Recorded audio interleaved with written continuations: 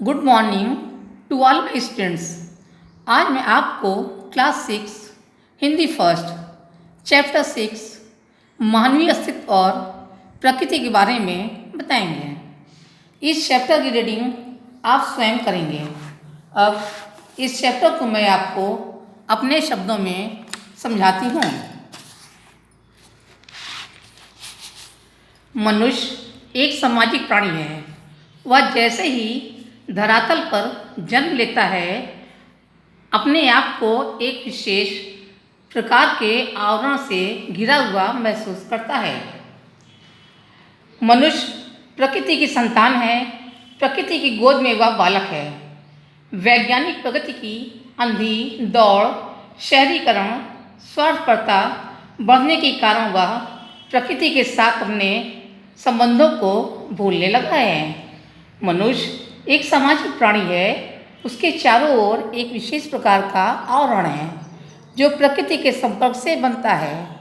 पेड़ पौधे, बादल, पूरा तथा बर्फ आदि प्रकृति की चीज़ों को देखने से हमें आनंद की अनुभूति होती है। काका साहब जैसे व्यवहार कुशल, गंभीर पुरुष अफ्रीका के जंगलों में अपनी जान जोखिम में डाले होंगे। बाद में उन्होंने कहा कि वास्तव में इन पेड़ पौधों एवं पशु पक्षियों के समान मैं भी एक प्राणी हूँ। आज शहरीकरण के चलते मनुष्य प्रकृति से बिछुड़ गया है। जब हम प्रकृति के बीच में रहते हैं तभी हम कह सकते हैं कि हमने प्रकृति के साथ संपर्क स्थापित कर लिया है। लेखक जब किसी पहाड़ की चोटी पर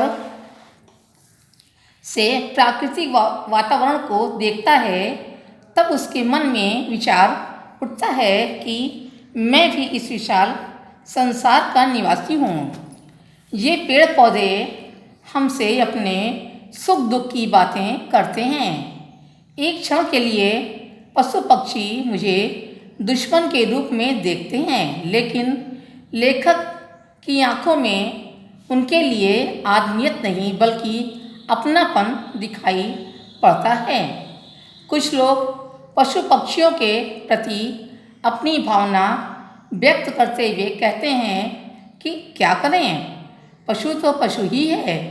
यह आदमियत का रंग लगने से बिगड़ गया है।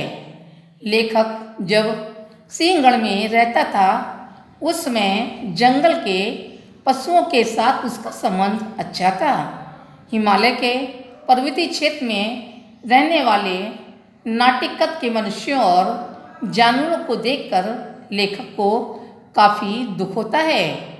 उनके जीवन की दैनिक समस्याएं लेखक के सामने आती हैं और जीवन का विचार करते वर्षों नहीं बल्कि शताब्दियां गुजर जाती हैं।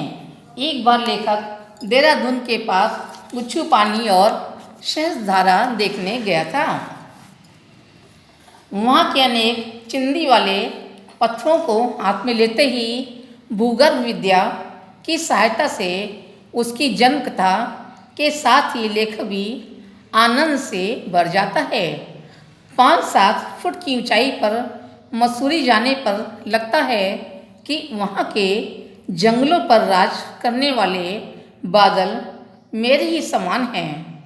पक्षी को एक पहाड़ से दूसरे पहाड़ तक जाते देखकर मुझे ऐसा लगा कि मैं भी बादल बनकर इन पर्वत शिखरों के बीच आकाश में विचरण करूं।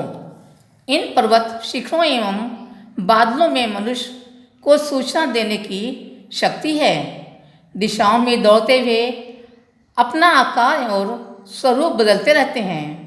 ये बादल हमें संदेश देते हैं कि परिवर्तन